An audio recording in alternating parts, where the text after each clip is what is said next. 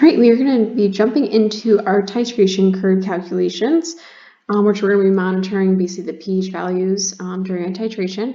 We're going to start off today with strong titration. So we'll focus mostly on strong acids being titrated with a strong base, but I will give you some guidelines for how to flip that if you start with a strong base and you titrate with a strong acid. So for this one, you can see looking at this titration curve, we have starting with a low pH. So we know then that, again, we're starting with this strong acid, also often referred to as the analyte of the titration. I'm going to be adding in our strong base, which would be referred to as your titrant. That's the one that you would be delivering with the burette into our strong acid solution. So this first little point here, which I've circled and marked with A, corresponds with what's in this box. So the box is kind of the general sets of steps or calculations we're going to be doing shortly. So at point A here, that's simply the initial pH of a strong acid, which we did in our last unit. So we'll be practicing that. Any part, as you can see, as we add our hydroxide, the pH is slowly going to increase. In this section, we have our hydronium that's in excess that hasn't reacted with any hydroxide yet. So that will help us determine our pH in that segment. At point C, you can see that we have a sharp increase in pH values, and about midway through that vertical section, you're going to see that it hits our equivalence point, which has a pH of 7. And this is specifically the point where the moles of hydrogen are equal to the moles of hydroxide, or our concentration of hydronium is equal to our concentration of hydroxide. So our pH is 7 due to the autoionization of water. Once we pass our equivalence point, we're going to have excess hydroxide in solution, and we'll be using that concentration to determine our pH value.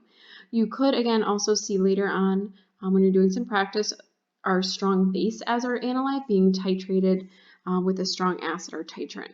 So keep in mind the graph is going to look different because we're starting with a strong base, so you'll see a high pH value. You'll be determining your initial pH simply by using the hydroxide ion concentration to figure out the pH value, which we again did in the last unit. You're just going to apply it here. As you start to add a strong acid to it, you'll see the pH slowly starts to drop as you have the added hydronium reacting with the hydroxide, taking out a solution. So it will drop the pH value. Then you're going to reach your equivalence point, which again is going to be due to have a pH of 7. That's where your hydronium is equal to your hydroxide. So the hydronium is going to be due to the autoionization of water. And then after that equivalence point, where you've continued to add your strong acid, we'll be looking at the hydronium in excess. So again, this is specific to a strong titration. So let's jump into the calculations. Our first example that we're going to go through is we have 25 milliliters of a 0.1 molar HCl titrated with a 0.1 molar sodium hydroxide solution. So this 25 milliliters of our 0.1 molar HCl, that's what we're going to that's what we're starting our titration with. So that's where we're going to determine the initial pH of. All right, so what is our initial pH of our strong acid? Just like we learned, our strong acid HCl is going to completely ionize. So the concentration of that 0.100 molar is equal to the concentration of hydronium. Okay, so when we go ahead and calculate our pH, we're going to get our negative log of hydronium, which will be equal to the negative log of 0.1 molar. So that gives us a pH value of 1.000. Right, the other thing that can be helpful to do right off the bat with this titration is knowing how much hydronium or moles of it you have. So over here, I'm just going to also fill in how many moles of H plus or H3O plus are in solution. So here I'm going to use the milliliters, which I'm going to convert to liters, 0.0250 liters of our HCl. And then for every 1 liter, it's 0.1 mole. And then keep in mind, it is 1 mole of HCl here to 1 mole of H plus. So when you calculate that, you would end up getting 0.00250 mole of our H plus or H3O plus. So that will become helpful later on in the calculation. All right, so if we move on to B, it's asking for the volume of the sodium hydroxide needed to reach the equivalence point. So not that this would be explicitly asked, but you would have to have an idea of, what is this volume? What volume would sodium hydroxide would be added to reach that equivalence point? So that way when you see a question like C, you'll know, are you before the equivalence point, at it, or after it? So this is where it's going to take us back to 2 days ago, where we use our neutralization reaction and the stoichiometry of it to determine, in this case, our volume. So we're going to write out the reaction between HCl and our sodium hydroxide. And this is going to be strong and strong, so it's going to be just one arrow to the products, which is going to produce our water, and then our salt, which happens to be sodium chloride. All right, using our known volume here, we have 0.0250 liters of HCl, and then I'm going to use my molarity to get into moles of HCl, and then I'm going to use the stoichiometry piece and our ratio that for every 1 mole of HCl, I'm going to react with 1 mole of sodium hydroxide, and then I'm going to plug in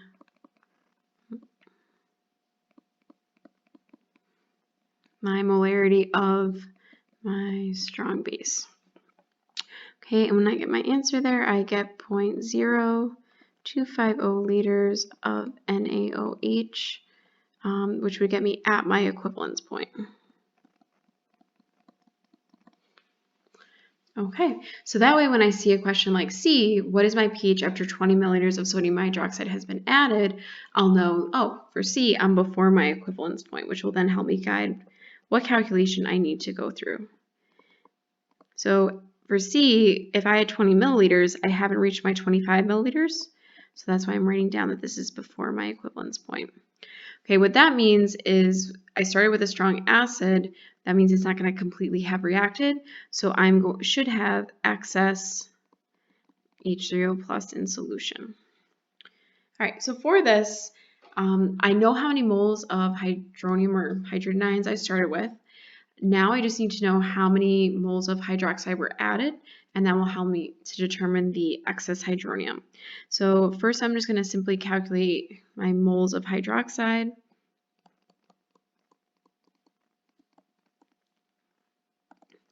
They told me I had added 20 milliliters. So I'm going to start with my 0.02 liters of NaOH. And then for 1 liter of NaOH, it was 0.1 mole.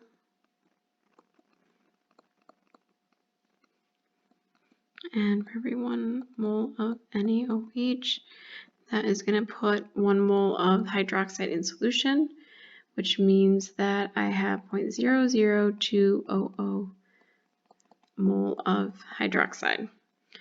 All right, so at this point, I know just based off of this amount up here that I started with, and then how many moles of hydroxide I have present, I'm going to have excess hydronium. So here I'm going to have excess hydronium.